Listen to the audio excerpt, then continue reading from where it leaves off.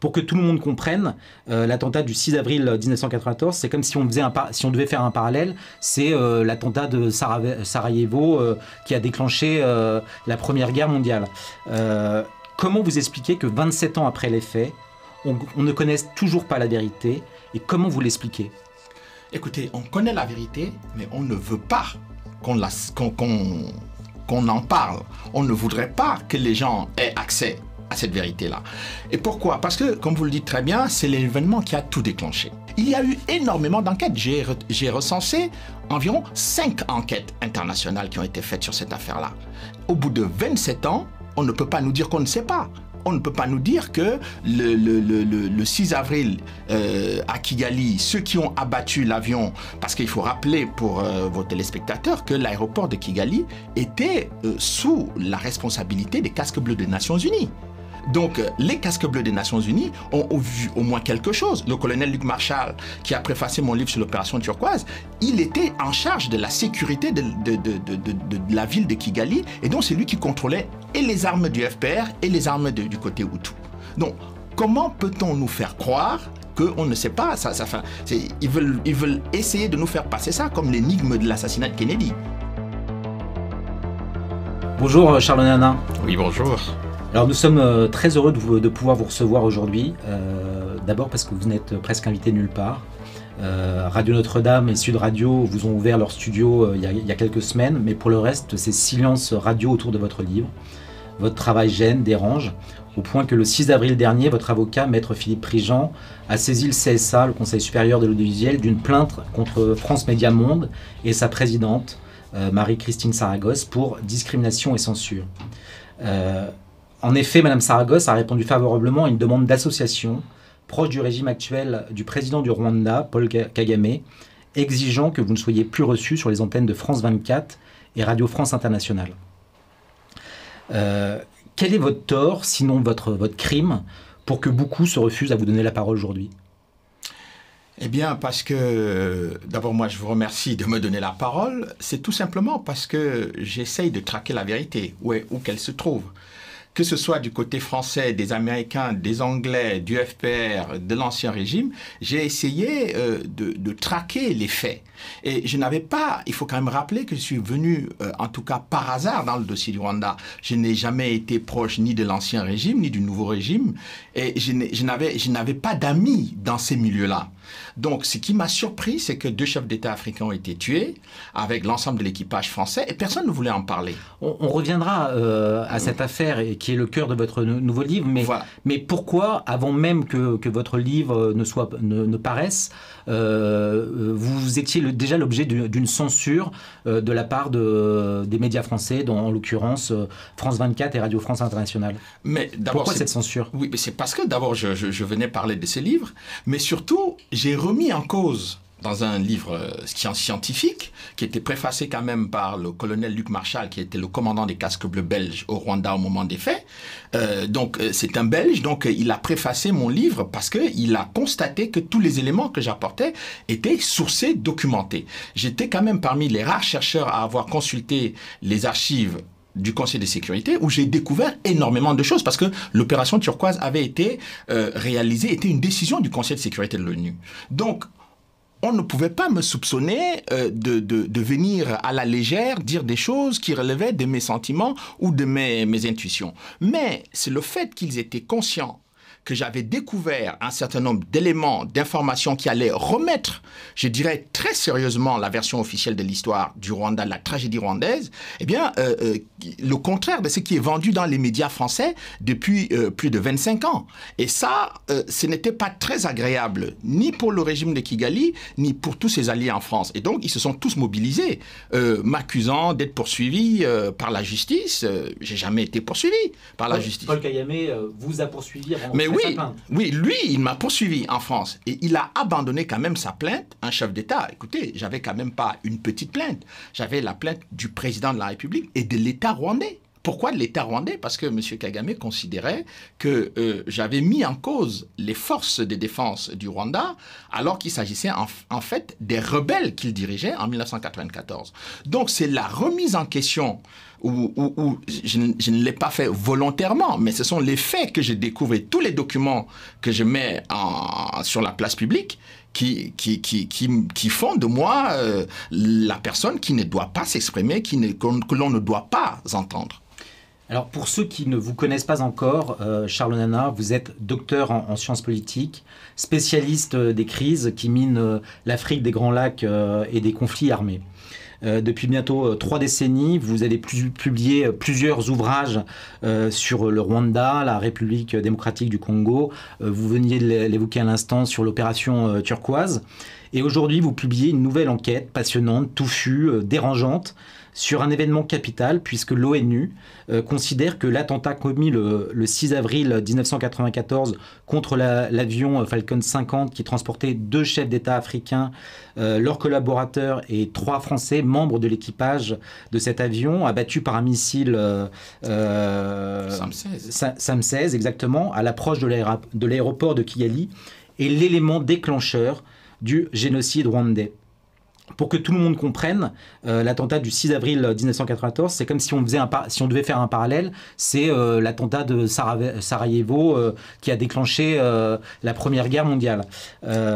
Comment vous expliquez que 27 ans après les faits, on ne connaisse toujours pas la vérité, et comment vous l'expliquez? Écoutez, on connaît la vérité, mais on ne veut pas qu'on en parle. On ne voudrait pas que les gens aient accès à cette vérité-là. Et pourquoi? Parce que, comme vous le dites très bien, c'est l'événement qui a tout déclenché. Bon, vous avez dû constater qu'en France, on juge ce qu'ils appellent les génocidaires Hutus, on les arrête un peu partout, on en traque d'autres. Eh bien, on a persécuté, par exemple, un prêtre, le père Mouniachaka, en France pendant 25 ans, avec les chaînes de télévision publiques, France 2, etc., qui sont venus intervenir dans cette affaire. Eh bien, au bout de toutes ces années, le prêtre a été totalement acquitté de tous les chefs d'accusation. Mais entre-temps, il a vécu un véritable enfer sur le territoire français. Donc, comment expliquer que l'événement qui a déclenché toute la tragédie, eh bien, on ne veut pas chercher les gens qui ont commis cet acte-là? Eh bien, moi, j'ai essayé de le faire, modestement. Mais il y a d'autres qui ont essayé de le faire, notamment les juridictions internationales, le tribunal pénal international, le juge Bruguière, la justice espagnole, l'auditorat militaire belge. Il y a eu énormément d'enquêtes. J'ai recensé environ 5 enquêtes internationales qui ont été faites sur cette affaire-là. Au bout de 27 ans, on ne peut pas nous dire qu'on ne sait pas. On ne peut pas nous dire que le 6 avril à Kigali, ceux qui ont abattu l'avion, parce qu'il faut rappeler pour vos téléspectateurs que l'aéroport de Kigali était sous la responsabilité des casques bleus des Nations Unies. Donc, les casques bleus des Nations Unies ont vu au moins quelque chose. Le colonel Luc Marshall, qui a préfacé mon livre sur l'opération Turquoise, il était en charge de la sécurité de la ville de Kigali, et donc c'est lui qui contrôlait et les armes du FPR et les armes du côté Hutu. Donc, comment peut-on nous faire croire qu'on ne sait pas ils veulent essayer de nous faire passer ça comme l'énigme de l'assassinat de Kennedy. Ce n'est pas possible. Il y a une première interrogation, c'est comment vous expliquez que le tribunal international, dont le mandat était d'enquêter sur tous les crimes commis entre le 1er janvier 1994 et le 31 décembre 1994, a tout fait pour se déresponsabiliser et ne pas se saisir du dossier, alors que cet attentat commis en avril aurait dû faire partie de son mandat. Alors, ce qui s'est passé, c'est qu'il a été demandé à ce tribunal de poursuivre les auteurs du génocide. C'est ça, c'est que tout le monde est parti, bille en tête, avec l'idée qu'il fallait poursuivre les génocidaires. Bon, ce qui n'est pas une mauvaise chose en soi. Sauf que le tribunal, dans le mandat, dit tous les actes qui relèvent de la violation des droits de l'homme et donc des crimes contre l'humanité, des crimes de guerre qui sont commis au cours de toute cette période, et y compris dans les pays voisins, doivent faire l'objet de poursuites. Et j'ai rencontré le procureur Carla Del Ponte à La Haye en 2005, qui m'a dit dans son bureau, devant son assistante, que Paul Kagame lui avait dit qu'elle n'était pas venue au tribunal pénal international pour le Rwanda pour poursuivre les rebelles Tutsis du FPR qui ont eux aussi commis des crimes contre l'humanité. Voilà le cœur du problème. Et quand je suis revenu de cet échange avec le procureur Carla Del Ponte, et que j'ai publié mon livre en 2005 sur les secrets de la justice internationale, préfacé par Pierre Péan, eh bien, ça a été un silence total. Le livre, tout le monde en a parlé. Il y a eu les grands médias en Suisse en ont parlé, mais en France, rien. Donc, cela veut dire tout simplement que tous ceux qui soutiennent Kagame, qui l'ont mis au pouvoir, notamment les Américains, les Britanniques, et tous ceux qui sont impliqués dans ce dossier-là au niveau international, ne veulent pas que leurs hommes soient poursuivis par la justice internationale et encore moins par la justice française. Voilà le véritable problème.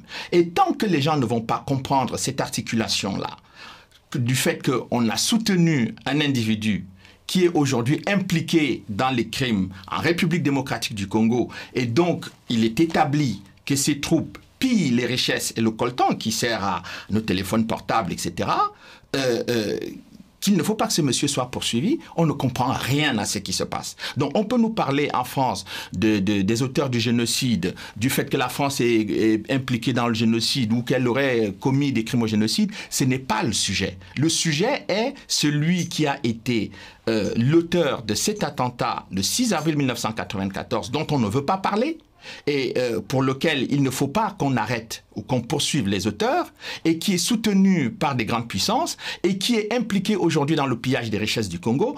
Tant qu'on ne comprend pas cette articulation sur le plan géopolitique, on est à côté du sujet. Il y a quelques jours, Nicolas Sarkozy, dans une grande interview au Point, parlait de l'aveuglement français, se félicitait d'avoir renoué des relations avec Paul Kagame. Il est dans l'erreur, il a tort. Comment vous réagissez aux propos de l'ancien chef de l'État dans le Point? Le problème du président Sarkozy, c'est que je ne sais pas quel est le Nicolas Sarkozy qui est crédible. Est-ce celui qui est le porte-parole du Premier ministre Balladur en 1994 qui dit que la France a été exemplaire dans son action au Rwanda pendant l'opération turquoise? Est-ce celui qui devient président de la République qui dit que la France a commis des fautes sans citer ces fautes-là? Moi, je ne sais pas quel est celui qui est crédible. Je ne sais pas celui qui dit la vérité, celui qui ment des deux Sarkozy. Je dirais encore autre chose. Le Premier ministre de l'époque, M. Édouard Balladur, tient tout à fait des propos contraires à ceux de M. Sarkozy. Donc, pour moi, il y a là une vraie question dans le débat qui est fait en France aujourd'hui, où on entend des dirigeants politiques français tenir des propos contradictoires sur les mêmes faits. Et ça, c'est extrêmement grave. Et pourquoi c'est grave? Parce que quand vous avez la responsabilité, comme ça a été le cas du président Sarkozy, des Français et de la France, vous ne pouvez pas vous comporter à la légère sur des dossiers qui mettent en cause les militaires français et dans lequel 6 citoyens français ont été tués. Il y a quand même 3 membres de l'équipage qui ont été tués et il y a 2 gendarmes français qui ont été tués. Le lendemain, 2 jours après l'attentat, et personne ne demande rien. J'ai constaté une chose. Juste après les mandats d'arrêt qu'avait lancé le juge Bruguière, contre les proches de Kagame, lorsque le président Sarkozy s'est rendu au Rwanda en 2010, il y avait derrière lui, ce sont les images de l'AFP, on peut retrouver, il y avait derrière lui le principal suspect de l'attentat contre les Français, M. James Kabarebe, qui était ministre de la Défense, qui a été chef d'état-major. Ce monsieur-là avait son nom dans les mandats d'arrêt du juge Bruguière et il était derrière le président Sarkozy. Alors ça, c'est quand même troublant. Et dans le même temps, on accusait la France d'avoir commis des crimes au Rwanda et le président Sarkozy a dit qu'il va poursuivre ces gens-là. Alors, vous voulez poursuivre les gens qui ont commis les crimes contre les Tutsis au Rwanda, c'est une bonne chose. Vous, en tant que Français, vous pouvez le faire.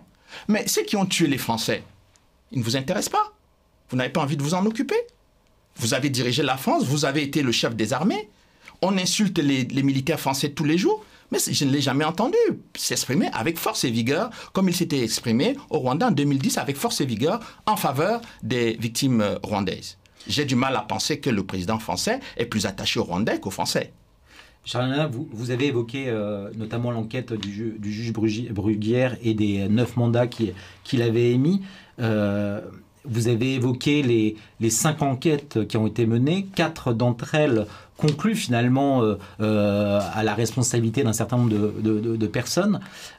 Comment vous expliquez que 27 ans après les faits, alors que plusieurs juridictions françaises et internationales ont enquêté, la justice française a prononcé un non-lieu dans l'affaire de cet attentat? Et qu'est-ce que dit ce non-lieu? Bon, alors, d'abord, je vais observer que la justice française tient un langage contradictoire, exactement comme les dirigeants politiques français. Ouais. C'est-à-dire que vous avez un juge qui est un juge reconnu comme, je dirais, le patriarche, le père de l'antiterrorisme en France, Jean-Luc Bruguière, qui a mené une enquête pendant 8 ans. Et au terme de ces 8 ans, il arrive à la conclusion qu'il y a de forts soupçons qui pèsent contre 9 personnes contre lesquelles il faut lancer des mandats d'arrêt. Son collègue, qui est beaucoup plus jeune, qui a quasiment été formé par lui, revient en 2010, quand le juge Bruguière prend la retraite. Le juge Trévidic. Le juge Trévidic. Il part à Kigali, parce qu'à Kigali, on reprochait au juge Bruguière de ne pas être allé sur place. Mais ce n'est pas parce qu'il n'est pas allé sur place qu'il n'a pas fait le boulot. Le juge Trévidic revient, il dit, moi j'ai un élément central. L'élément central, c'est un rapport acoustique. Que dit le rapport acoustique? Il dit que les tirs sont partis du camp des militaires rwandais qui ont tué leur propre président. Bon, c'est quand même étrange de dire que le président rwandais était un extrémiste et les extrémistes décident de tuer leur président pour que le pouvoir revienne à Paul Kagame. Ça, c'est quelque chose que je ne comprends pas. Alors, que dit le non-lieu? Le non-lieu dit que on ne sait pas. Le juge Bruguière a dit « Moi, j'ai des soupçons contre 9 personnes ». Mais ceux qui viennent après lui, ils font un rapport, ils disent « On ne sait pas ». Et comment ils font ce rapport? Ils font ce rapport après le voyage de Nicolas Sarkozy et de Bernard Kouchner à Kigali, au mois de janvier et de février 2010. Après ce rapport, où le président Sarkozy disait qu'il faut tourner rapidement la page, on ne veut plus entendre parler de ces dossiers-là, et où Kouchner lui-même, très proche de Paul Kagame, est allé là-bas pour dire, bon écoutez, Paul Kagame nous avait, enfin, le régime de Kigali nous avait demandé de voir comment résoudre le problème des mandats d'arrêt du juge Bruguière. On a tout fait pour que les gens aient accès au dossier, et bon, finalement, c'est terminé. C'est terminé avec le non-lieu. Voilà, je détaille ça, je vais un peu vite pour que les gens comprennent, mais je donne des détails, des dates, de tout ce qui s'est dit, les échanges entre les uns et les autres sur ce dossier-là. Oui, parce qu'il faut préciser que dans votre livre, vous plongez dans les différentes enquêtes, vous les refaites quasiment allant interroger un certain nombre de témoins, de participants de ces enquêtes. Exemple. On n'est pas dans les spéculations. Non, j'ai pu accéder à beaucoup de dossiers et j'ai rencontré personnellement différents enquêteurs, notamment les enquêteurs de l'ONU. Je les ai rencontrés à 2 reprises au moins. Et le premier enquêteur, Michael O'Regan, il m'a expliqué les pressions qui ont été exercées sur le tribunal pour qu'il abandonne son affaire. Bon, et puis, prenons l'exemple simplement du lieu des tirs. On nous dit... Vous avez vu ça dans la presse française, les tirs seraient partis du camp appartenant aux éléments aux troupes du gouvernement rwandais. Le problème, c'est que le juge Trévidic n'a jamais interrogé le commandant du camp des troupes gouvernementales rwandaises. Lui, il m'a écrit et il témoigne dans le livre pour la première fois. Il a écrit au juge Trévidic, il a demandé à être auditionné. Jamais. On a jugé. Mais ce n'est pas normal que si vous dites que les tirs sont partis du camp militaire, vous interrogez quand même le responsable du camp militaire. Mais pire, il y avait dans ce camp militaire, ou en tout cas dans les environs du camp militaire, il y avait des éléments des casques bleus de l'ONU qui étaient des observateurs étrangers. Donc vous ne jugez même pas nécessaire d'interroger les observateurs du camp militaire gouvernemental avec les troupes de l'ONU qui étaient présentes là pour confirmer ou infirmer votre hypothèse. Enfin... toutes les demandes de contre-expertise proposées au juge Trévidic, il les a refusées. Il a balayé tout ça d'un revers de main parce qu'il avait son expertise acoustique. Parlons-en de l'expertise acoustique. Vous savez où elle a été faite? En France, dans le Loiret, je crois. Dans le Loiret. Donc, comment vous pouvez être dans le Loiret, faire des tests dans le Loiret pour nous expliquer d'où sont partis les tirs à 6000 km de la France, c'est-à-dire au Rwanda? Alors que la géographie n'est pas du tout la même. Le Loiret, c'est un terrain plat. la ville de Kigali, c'est une zone de montagne, c'est un terrain montagneux, donc des collines. Comment vous pouvez avoir une diffusion du son sur les missiles de la même manière sur un terrain plat que sur un terrain de colline? Et vous avez des absurdités. Tout ce qui est irrationnel dans la logique judiciaire, dans la logique de l'analyse politique, dans le comportement, je dirais, le plus rationnel qu'on peut faire dans une enquête, tout ce qui est irrationnel, vous avez ça dans le dossier de l'attentat du 6 avril 1994. Et ça n'a l'air de gêner personne. Et vous avez des gens qui insultent les uns et ils vous disent « oui, vous êtes négationniste, vous êtes ceci, vous êtes le suppôt de cela ». Mais personne n'accepte une confrontation intellectuelle de haut niveau avec vous pour vous montrer, crayon à la main, où vous vous trompez. Moi, je suis le premier à être prêt à reconnaître là où je me suis trompé. Ça ne me dérange pas. D'ailleurs, beaucoup de penseurs ont toujours dit que la réflexion ou l'effort intellectuel commençait par l'erreur. Mais comment voulez-vous que les gens qui n'acceptent pas de confrontation intellectuelle avec vous passent le temps à vous insulter sur les réseaux sociaux et un peu partout? Moi, je suis formé à l'esprit cartésien et je veux qu'on me démontre par A plus B que, ici, monsieur Nana, vous vous êtes trompé. Et je n'aurai aucune honte, aucune gêne à reconnaître que je me suis trompé. Pour l'instant, personne n'est arrivé à me le démontrer, et donc je suis obligé de défendre au moins mon argumentation. On le sent ou on le pressent, mais par-delà les enjeux du Rwanda et au-delà même de la question des Tutsis et des Hutus et du génocide tragique qui a eu lieu, il y a des enjeux géopolitiques qui vont bien au-delà et qui dépassent ces simples questions tribales. Il est question de la place de la France, il est question de la place des États-Unis, il est question de la place de la Grande-Bretagne et d'autres. Vous l'avez déjà évoqué. Quels sont les enjeux principaux finalement autour de cette question rwandaise et de la République démocratique du Congo finalement? Alors, la question essentielle, c'est les richesses minières de la République démocratique du Congo. C'est pour cela que M. Kagame a été mis au pouvoir. On ne l'a pas mis au pouvoir parce qu'il était un démocrate. La preuve, c'est qu'il a passé 27 ans au pouvoir, alors que celui qu'il critiquait à l'époque, le président Habyarimana, a passé moins de temps que lui au pouvoir par rapport au nombre d'années que lui il a passé au pouvoir. Donc, il n'est pas venu là pour la démocratie. On constate également que de nombreux rapports sur les droits de l'homme sont accablants contre le régime de Kagame. Ça n'a pas été le cas sous le régime d'Habyarimana.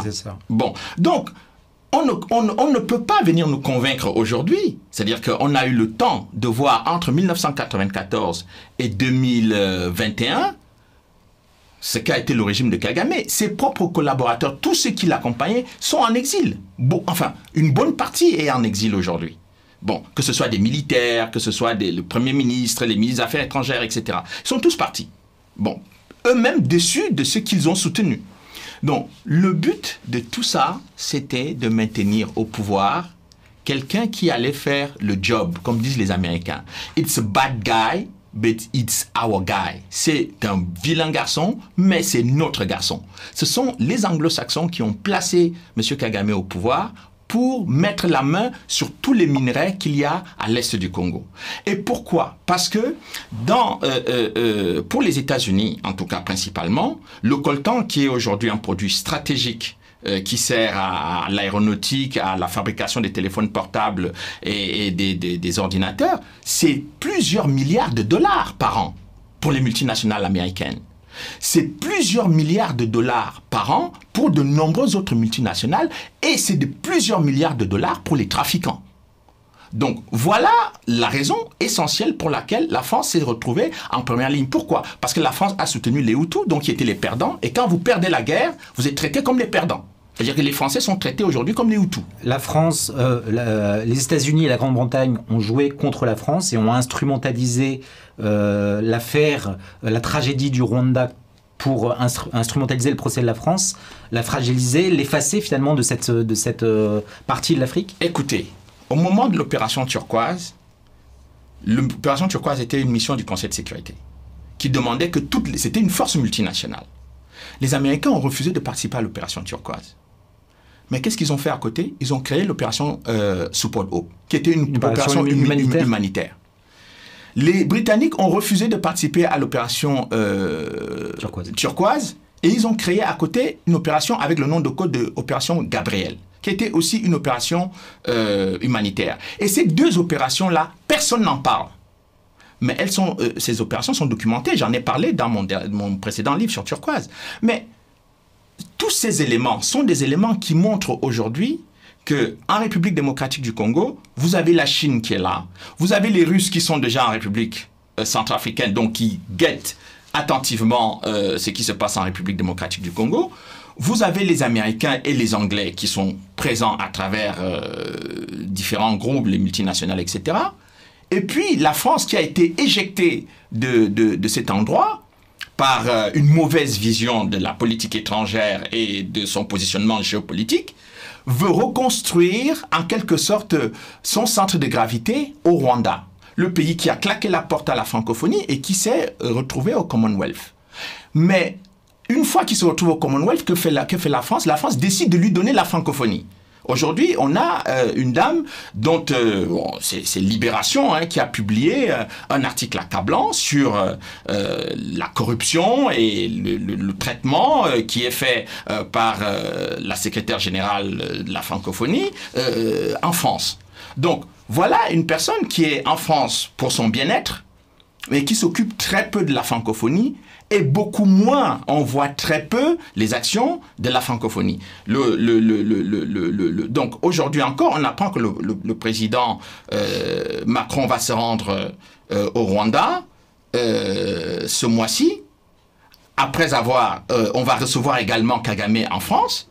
Mais écoutez, quand vous voyez ça, vous comprenez très bien que puisque les États-Unis soutiennent Kagame, que tout le monde soutient Kagame, eh bien, on ne va pas être les derniers à ne pas soutenir Kagame. Voilà la démarche qui est la démarche de la France. Ce n'est pas une démarche de défendre une position géopolitique dans un combat géopolitique qui n'est pas un combat sentimental.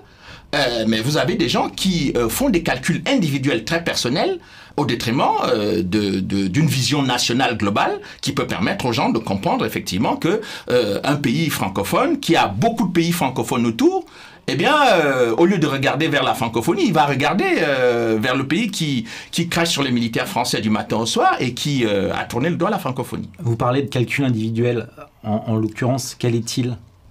Mais écoutez, je pense que dernièrement, bon, vous avez dû voir dans le dernier document du président Sarkozy qu'il est allé passer ses vacances, il a fêté son anniversaire au Rwanda, ce qui est une très bonne chose. Mais je ne comprends pas qu'on tisse des liens avec le Rwanda, on se rapproche du Rwanda, mais on ne cherche pas à savoir la vérité sur qui sont ces gens qui ont tué quand même des Français dans un attentat terroriste. C'est une question fondamentale. Je ne comprends pas qu'on insulte des militaires français depuis de très nombreuses années. 2 chefs d'État africains sont tués, qui sont des chefs d'État francophones. Ça n'a l'air d'intéresser personne. Mais on va s'intéresser à la personne qui met constamment la France en cause depuis 25 ans, a un mépris profond pour tous les pays francophones qui l'entourent, et passe le temps à donner des leçons de morale, d'incompétence à tous les pays francophones qui sont autour pour que, effectivement, on ne regarde que lui, on ne voit que lui, on ne célèbre que lui. Et ça, c'est pour moi, je considère que là, les dirigeants français ne se font pas de la géopolitique, même s'ils veulent le faire croire.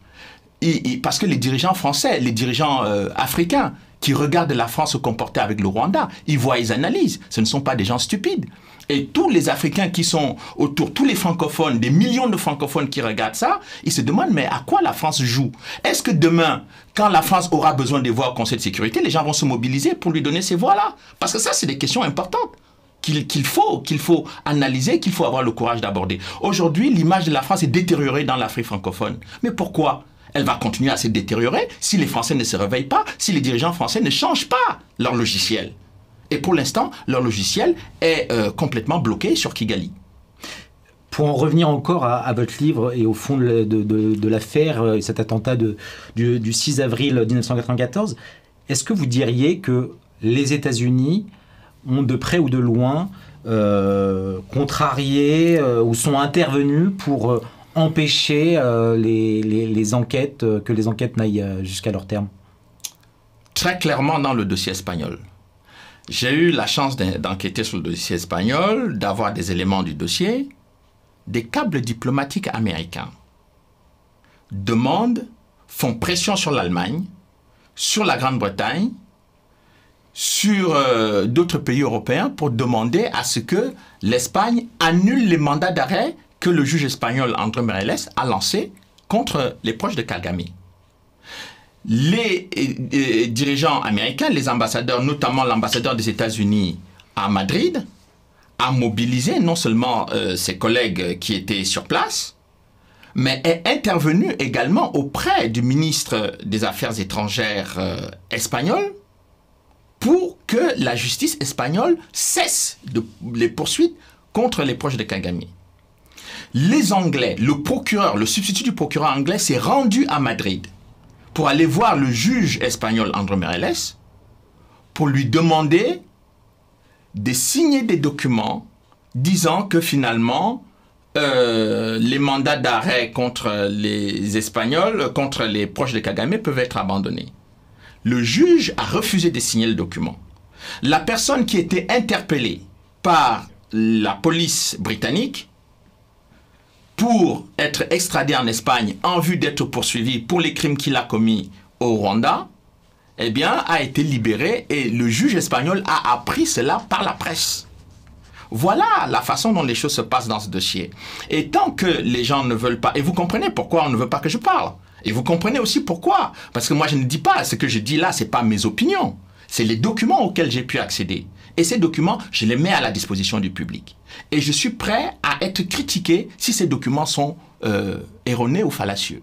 Mais pour l'instant, personne n'a réussi, et je sais que ceux qui sont mes détracteurs n'ont pas la capacité de pouvoir remettre ces éléments en question parce que ce n'est pas moi qui les ai fabriqués.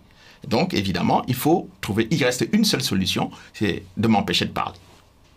Ben écoutez, nous sommes ravis d'avoir pu vous donner l'occasion de parler, de vous défendre, d'exposer votre argumentation. J'en reviens à votre livre que tout le monde peut se procurer, qui est documenté. Il y a des annexes très, très conséquentes avec tous les documents sur lesquels vous appuyez votre explication. Encore merci d'être venu et bon courage. Merci Charles. Merci à vous.